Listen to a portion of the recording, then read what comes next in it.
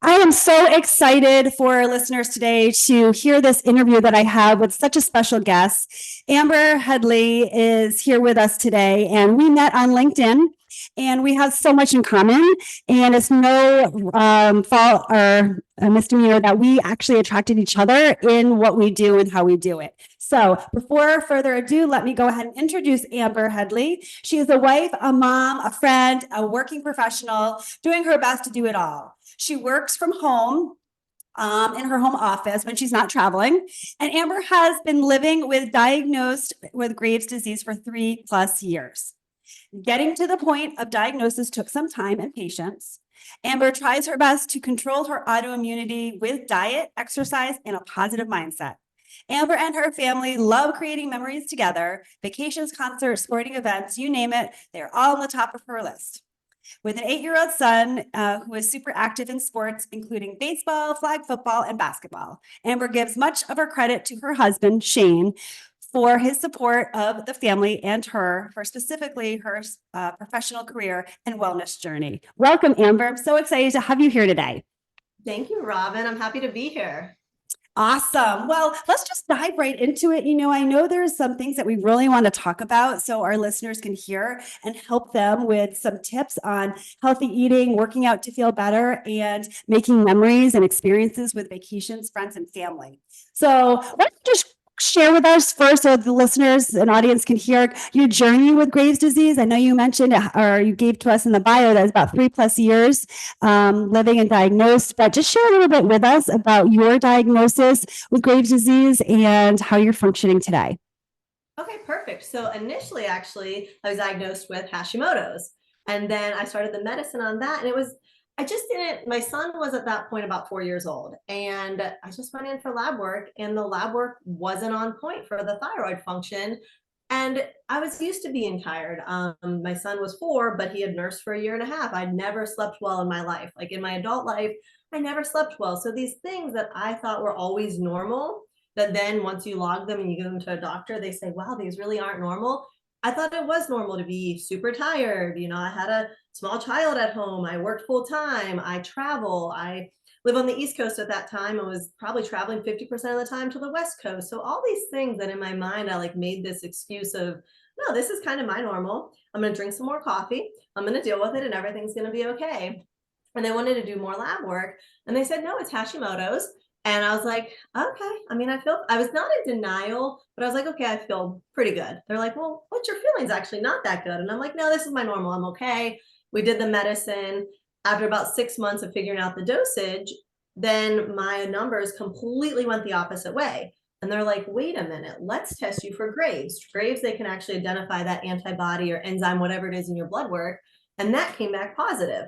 So then they said, okay, let's start this journey of figuring out what dosage for medicine. And I only take medicine as needed. I'm really big on, let me drink some tea, let me have some ginger, let me have some lemon, let me drink bone broth. I'm going to feel better, as opposed to just give me antibiotics. But in this case, my numbers were so out of whack. We knew it was Graves. Here's some medicine. And I found a fabulous endocrinologist who also understood my side, where I'm like, hey, I don't just want to take medicine. I want to understand this. What else can be done? And it kind of led to my journey of trying the AIP diet. Now, for about 9 months, we dialed in that medicine range. And what made me feel a little better, but it was really the AIP diet that I think made me feel so much better. I know it made me feel so much better. And actually right now I've been off of my Graves medicine again for the second time for 6 months, and it's staying in normal range. So my doctor has me come in, we do the blood work, and he's like, Amber, dose down. I went from 7 days a week to 5 to 3, discussed with him doing the AIP, doing the reintroductions, continuing blood work. And right now I haven't had to be on my medicine, and I feel better. Like, I sleep through the night. I might wake up one time, but I used to wake up 4 times. So I really think the diet, finding out what mostly triggers me, gluten. Nope, I don't do gluten. Can't do gluten. Really shouldn't do dairy, but I do it sometimes. There's a few things that I've found out through doing it really affect my Graves' disease and affect how I feel. And so then I just had to be able to control that and not eat it. It's that simple, kind of, for me. And I mean, there will be times, he tells me all the time, I go in for blood work. Now I'm at 6 months. I used to have to be every 3 months. He said, it will pop back up. It's really likely that it's going to pop back up, but some doctors, I have a friend who was going through a similar journey, and her doctor immediately said, well, let's just take your thyroid out. Well, if you take your thyroid out, you have to take a different medicine the whole rest of your life. So my journey is to hopefully keep my thyroid if I can, and just feel good with controlling it by diet and exercise. That's incredible. What an incredible journey, Amber, because, so many people are silently suffering. I was one of them for over 10 years. I was misdiagnosed and silently suffering, meaning that I didn't even know the symptoms, similar to what you were saying, as far as, lab work not right, but you were exhausted, you were, not sleeping well, woke up, almost 4 times a night, but you just drink some more coffee, and you thought that was your norm. And similarly, I was just sleeping so much all the time. Like I always, even as a teenager, I know that seems normal for a teenager, but like I would sleep 10, 12 hours a night. That really isn't normal when you're a healthy person, right? When you're eating right, when you're exercising right, and you're working, and you just, that's just not normal. But we tend to think that is normal because autoimmune disease is something that's misdiagnosed and often not diagnosed because it is something, symptoms are very similar to other things, right? And it's like the last thing to be diagnosed. When in fact, this year, 1 in 5 women will be diagnosed with autoimmune disease, or they will be silently suffering from that autoimmune disease that is misdiagnosed, but you will have it. So, just having those symptoms, but then really finding out and talking with a doctor and finding the right doctor is so important. Right. Because, I went through all these phases of 2.5 years of doctor after doctor after doctor in traditional medicine telling me that I was fine. And honestly, I wasn't fine. I got sicker and sicker and sicker after I got diagnosed from the medication because I was allergic to the medication. And I found that out based on finding a functional doctor, which is holistic health, looking at your whole body, not just one part of your body. And so I think there's just so many different symptoms that we have, so many different doctors we can go to, or experts for that matter, or specialists for that matter, but the symptoms are real, like talking about being tired all the time is not normal. Even after you have a baby, after 3 months, that's not normal. When you can't wake up or function, or you're up all night staring at the ceiling, like, oh my gosh. And having your heart race and have palpitations, having your hair fall out, nails brittle, all of these symptoms, so we're silently suffering. And the specialists who we go to are not really seeing that or hearing us, right? Because that's not what they're trained in. So, I think what you're talking about in regards to now you only take medication, you don't like to take medication, and now you're off the medication, but you still are monitoring it with your doctor, with your blood work. Because I know that there's so many different things, the most common thing is that my blood work's normal, but I feel like crap. And that was me for 2.5 years, right? And so many people think that, or feel that, I should say, right? They feel that, and then nothing changes. And so tell me a little bit about, if you could go a little bit deeper as to when you got the blood work done, because you told me that you got the blood work done. First you had Hashimoto's, then it went to Graves', but the lab work was not right. Can you just speak a little bit to that point so our listeners can really hear that journey you went through? Yeah, so it came up, it was just a routine physical, and it came up that the thyroid function was off, and it pointed and indicated to everything for the Hashimoto's. So I started that medicine, which then led into taking it, and they were still monitoring me about every 6 weeks because they want to get how much does your body need, how much does it not need. And then the next time I went in, the functions went, and now I'm drawing a blank on the numbers, but the complete opposite way. My thyroid function on the scale the whole other way, and the doctor was like, you did change anything with medicine? I took it exactly as needed. When you wake up, no coffee for 30 minutes, no anything, it was to the T. Yeah, do all the things. And it was weird. So they said, okay, we're going to get off the medicine for 2 weeks. And then they went and did the blood work. And with Graves' disease, it is something that you can actually have both of them, but you can't have them both active at the same time. Well, I didn't have any of them active for most of my life, and then all of a sudden one was active, and then I was like, wait, how could I have a different one? And I thought, it's my primary care doctor. Wow. And that's when she really referred me to this, and a few endocrinologists. I got so lucky on the first one because he believed in both functional medicine and traditional. So he is a traditional endocrinologist, but his background is he also believes in the functional side of it. That's incredible. Yeah. Yes. What a win. Huge win. Yeah. And how could I have Graves' disease when you just told me I have Hashimoto's, and I think I have nothing because I'm just tired and need some coffee? And he said, but Graves is different. There is something in your blood that shows you have this. It could be dormant sometimes, it could not be dormant, but right now, your Graves, it wasn't considered a complete flare-up, but it is active because here's your blood work. And then we started that medicine. And shortly thereafter is when I started researching what else can I do? Because he said, long-term, you might need your thyroid removed. And I was like, he goes, I don't push that on people. You know, you can control it by medicine, this and that. But I said, what happens if you remove your thyroid? Is it like other small organs or things we have that we don't need? He goes, no, you still need it. You have to take another medicine if you get that removed, and you have to take that for the rest of your life. And at this point, I'm even thinking, well, I did just kind of have the Hashimoto's, and now my body has this. So what if I flip flop again? Oh my gosh, I don't want to have something removed to have to take another type of medicine. So it was really eye-opening for him to tell me that there are options. And then I just started diving into Pinterest, Google, holistic things. What can I do? And that's when I found the AIP diet and was like, I'm going to give this a go and see what happens. You know, and I think there's so often that we want to have somebody that has both the traditional medical background and a functional medical background. And it's so unusual because most people don't know about the functional medicine and what it does for you and how it can help you holistically, mind, body, and soul. Just looking at your body as one unit instead of traditional medicine, which is very individualized, right? Different parts of your body. And I know for me, that's what happened. I didn't know about functional medicine until I started getting sicker and sicker and sicker, and the traditional doctors couldn't help me. So I started looking into and researching other options. And my sister actually found functional medicine for me and was like, maybe you should try this. What can hurt? And I said, you know what? I'm going to go. And some people aren't able to go, and they think they're not because a lot of times it's out of pocket. But let me tell you something, it's out of pocket sometimes, depending on the doctor or practitioner, but it may be what helps change your life. So you got to weigh the health. Right. But health is wealth. Right. And so it's like, you can, that's another conversation, but that's so amazing. Now where I am living, and my doctor's just like what you mentioned, Amber, it's a traditional doctor, but a functional medicine background. And they actually practice functional medicine, but you go and pay your copay. And I'm like, or your, deductible or whatever. I'm like, are you kidding? Like, I didn't even know that existed. And I was like, dang, this is a score. This is a win because you get the best of both. Right. And so, yeah. And taking out your thyroid, there's another whole conversation on that, but, and honestly, my sister has her thyroid out and she's on a higher level of the same medication as me, but I'm on the hyperallergenic version for life. And that's not an option because you do need your thyroid to function. But let's transition a little bit into the healthy eating, but not depriving. And AIP diet, which is anti-inflammatory protocol, because I know anti-inflammatory, and that's like the buzzword, has been for a while, but I swear by it. And I never really used to call it that. It's just what I did because I knew it's what worked for me.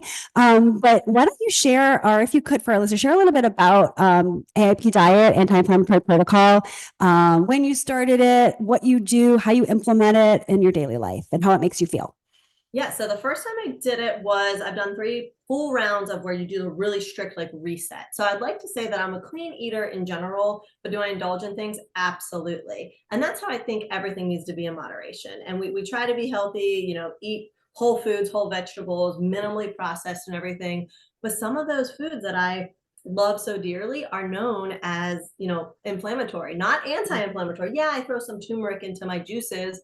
Oh, great. There's my anti-inflammatory. But I love tomatoes and I love bell peppers and I love coffee and I really like some wine too. And all of these things that, cause inflammation. So I researched the AIP and I really got my mind behind it. And I was a person who had never actually done any type of diet before. I'd never dieted. I just ate healthy. I was just kind of raised that way, eating whole foods and everything. So for me to actually diet, I was like, ooh, I almost don't even like to call it that because diets have this feeling of word around it. But I was like, I'm going to do it.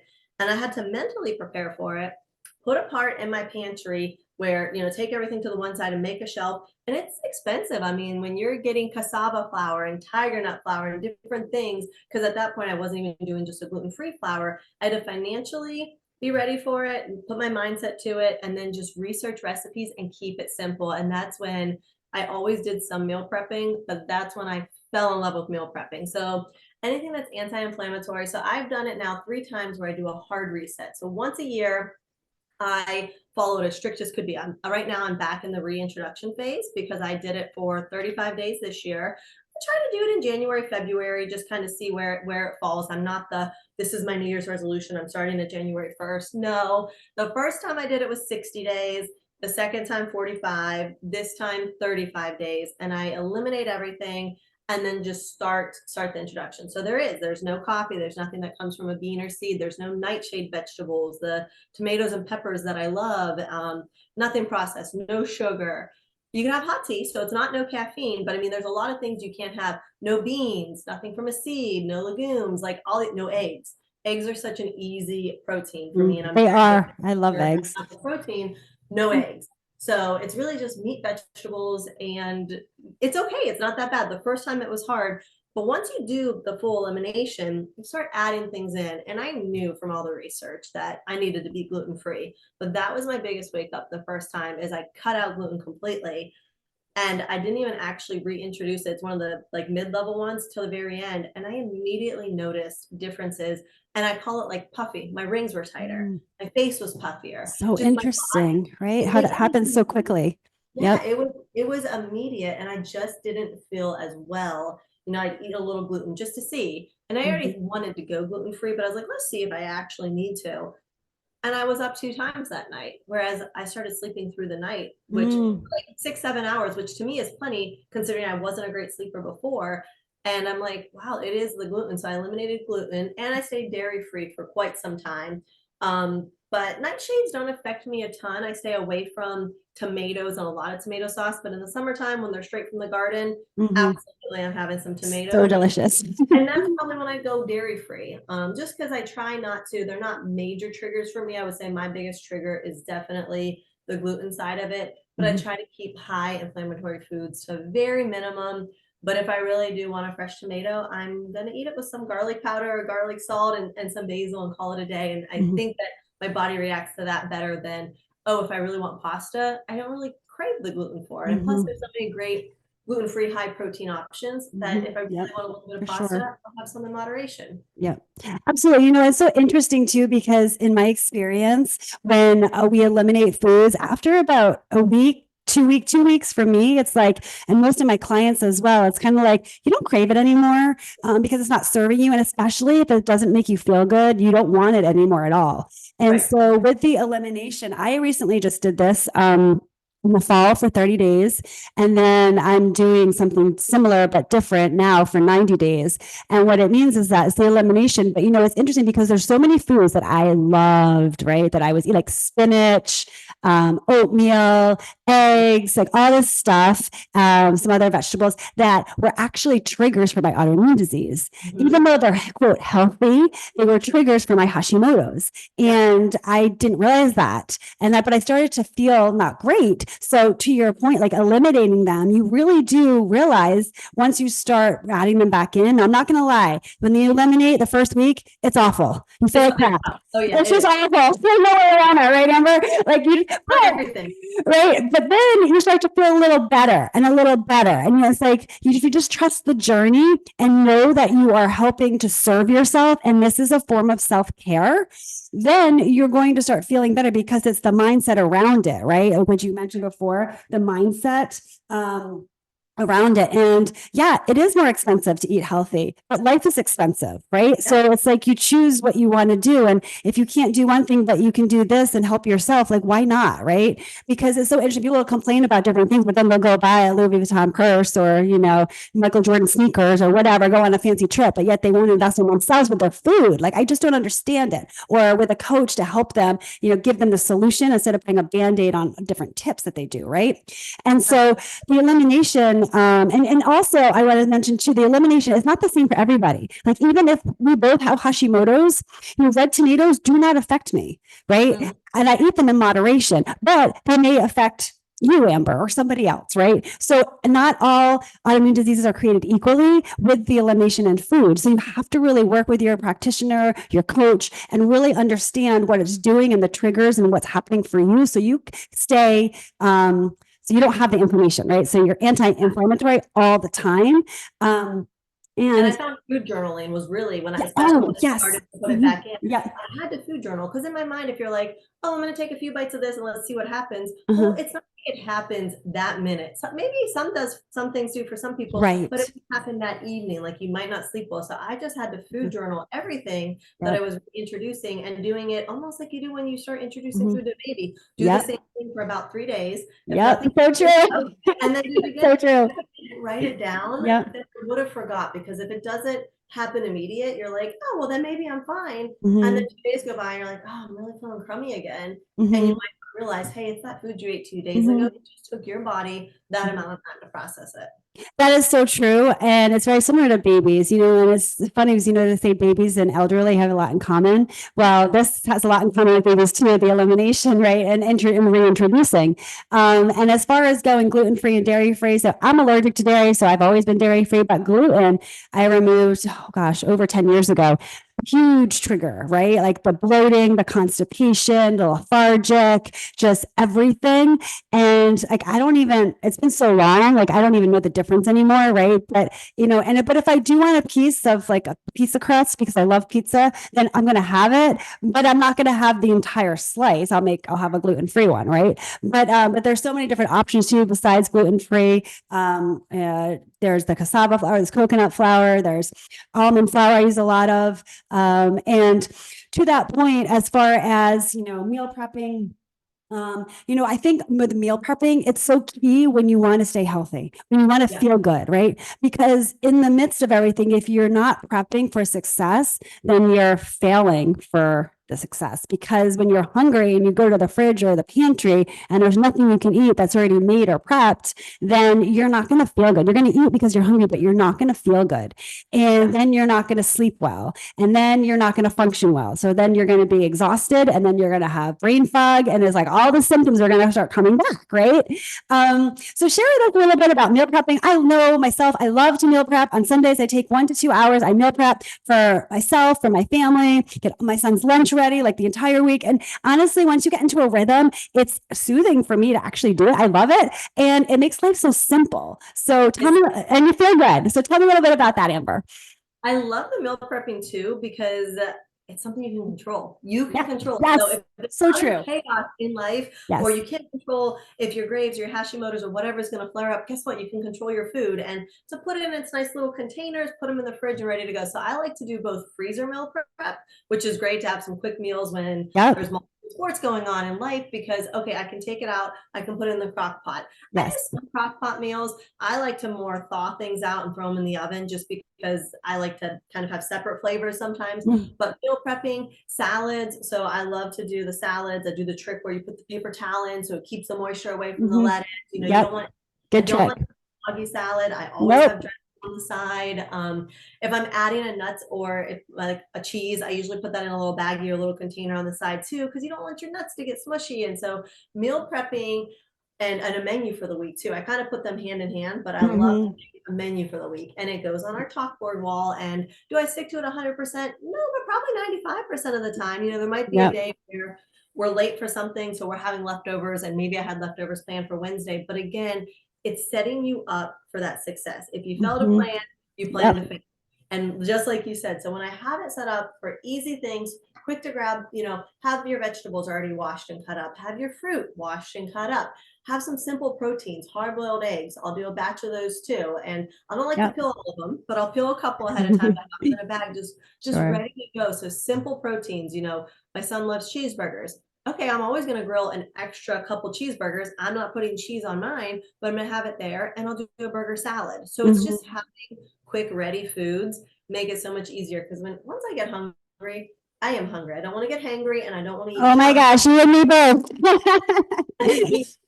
Food should be fuel. Do I love food? Yes, I love flavors and I love all of it.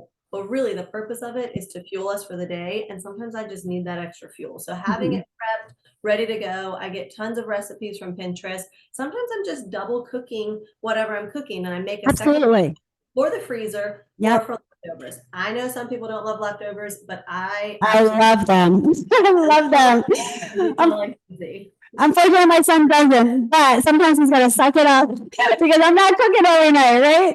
But you know what? I love what you said about putting stuff in containers. So what I do is I put like a protein in a container, and I put a veggie in a container, and a healthy carb in a container for my son. And that way you can mix and match things. So you're not necessarily eating the same thing every night, which is a great idea. I know a lot of my clients like that. And also what I've heard from my clients too is that, they love meal prepping now after the fact because it saves them time during the week, right? It's actually quicker to prep everything at one time or for 3 days than to actually cook and clean up every single night. And, and like what you said, just making double, like we do that all the time. I'll make double of what we're doing, especially grilling. And then you just warm it up or have it left for lunch or, other dinners or whatever throughout the week. And it's key because food is fuel, right?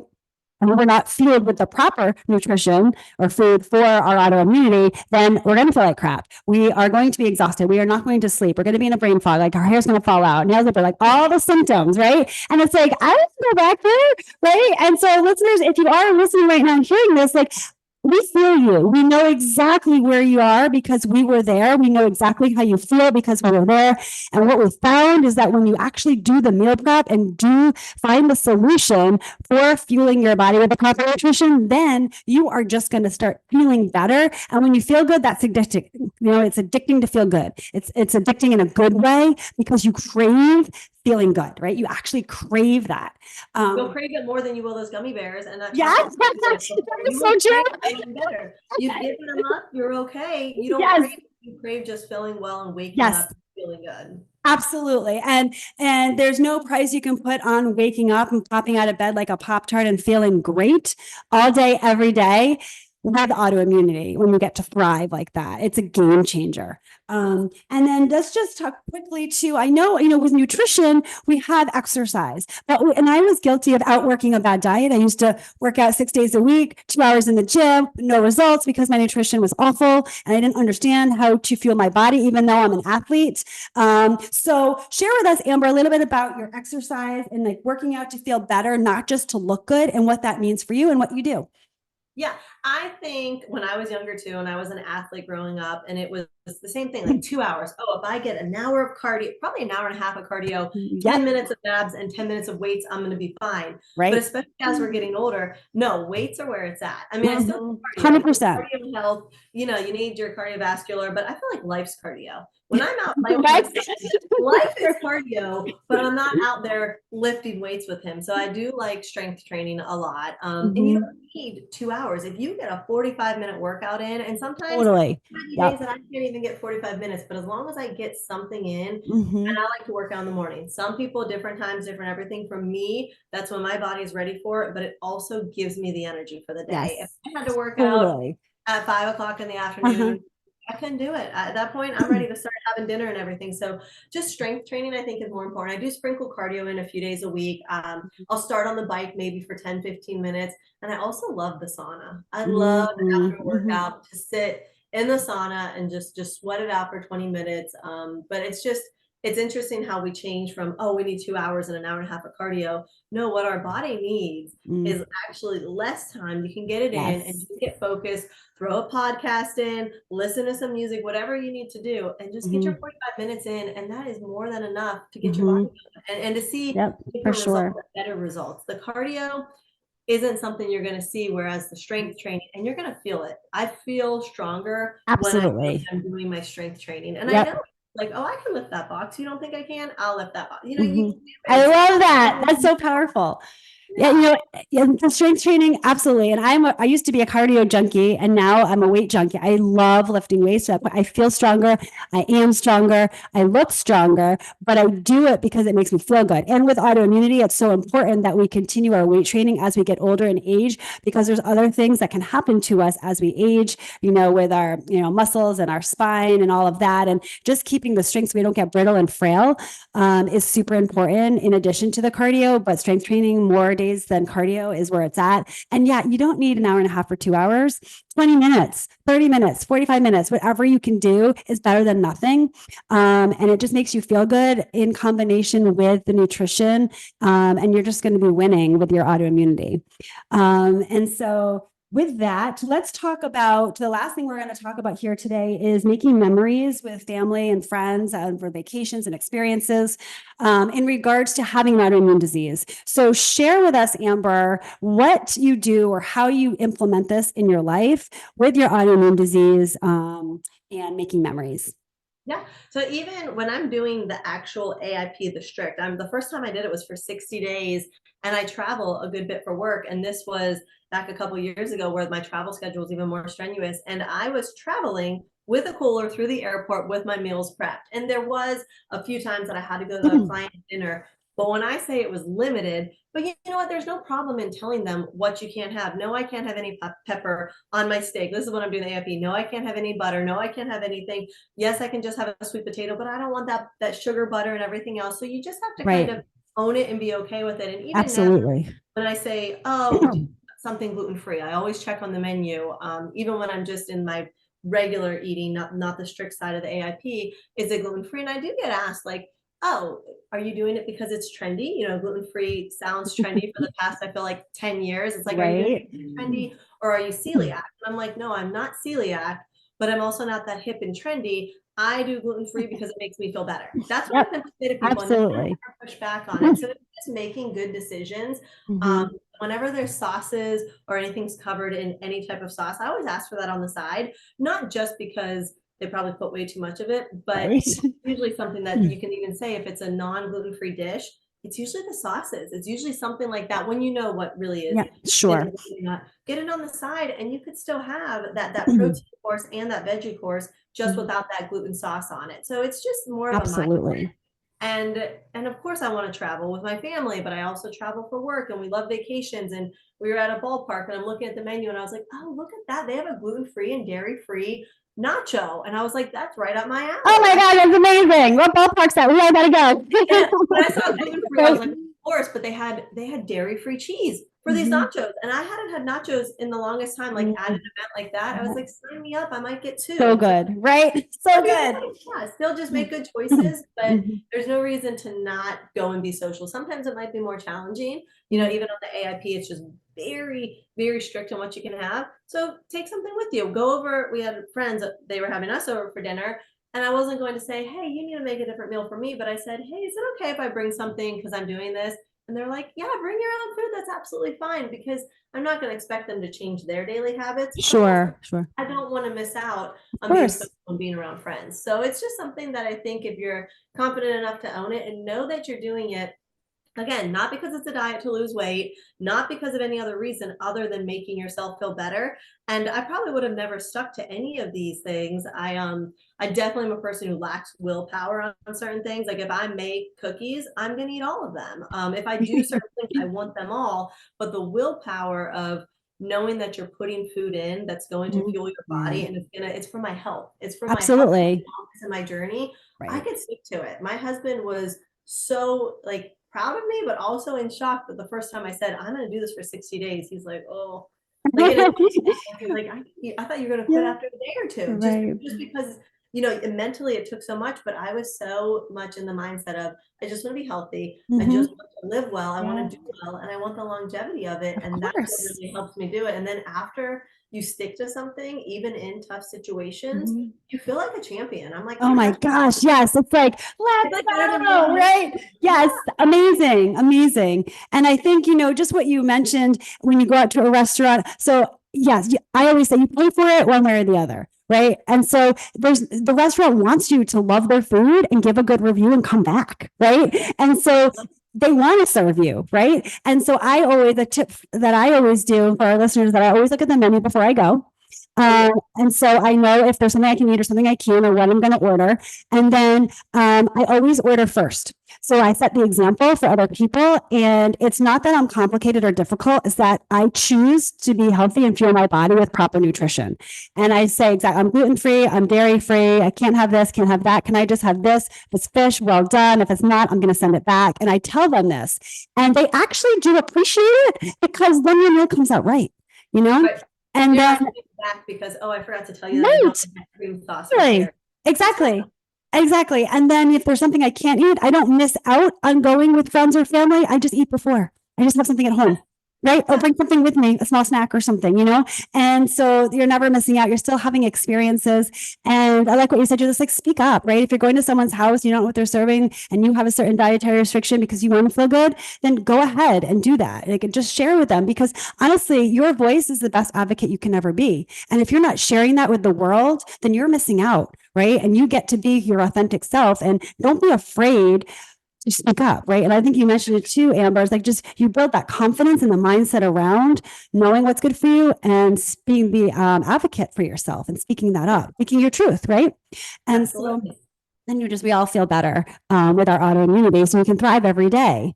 So I just want to thank you, Amber. It's just such a fantastic conversation. You add so much value and insight into living and thriving with autoimmunity, from where you came from where you are today. I just want to thank you for everything you shared with us today. And I'm just excited for you and the rest of your journey with autoimmunity. Well, thank you. No, I super appreciate it. And I love your podcast. I love all your tips on LinkedIn, and everything that you're posting are always, that's what, connected us and everything else. So it's great insight that I know helps me, but I'm sure it helps everybody else too. So many people out there that are just your tagline, and I might get it wrong, but you're thriving. You're not, what's your tagline? So I think start living instead of existing. Yeah, living instead of existing. And I think that's what, if you have autoimmunity issues, that's what you want to do. You just want to get better. Absolutely. You just want to feel good. That's all it is. You just want to feel good. So you can stop looking for the tips and find the solution. But the choice is always up to you. So if you could share with us, Amber, where can people reach you if they have questions or comments, and what you just mentioned today on my podcast? Sure. So, and Robyn and I talked about this. I really don't do any other social media other than LinkedIn. But you can reach me on the LinkedIn. It's Amber Huntsberger Headley. Huntsberger is my maiden name. And reach out to me if you have any questions. I'm not a doctor. I'm not an expert. I'm just a regular person who has been going through this journey, but I'm pretty passionate about some of this. And I think that some of these tips that have worked for me, they might work for you. And if you have any questions, I'd happily chat with you and just tell you my experiences and maybe what could help out. Awesome. Thank you so much again, Amber. Greatly appreciate you being here on the Robyn Engelson Podcast, and I'm excited to continue following you on your journey. Thank you. Have a good day. You're welcome. You too. Bye. Bye-bye.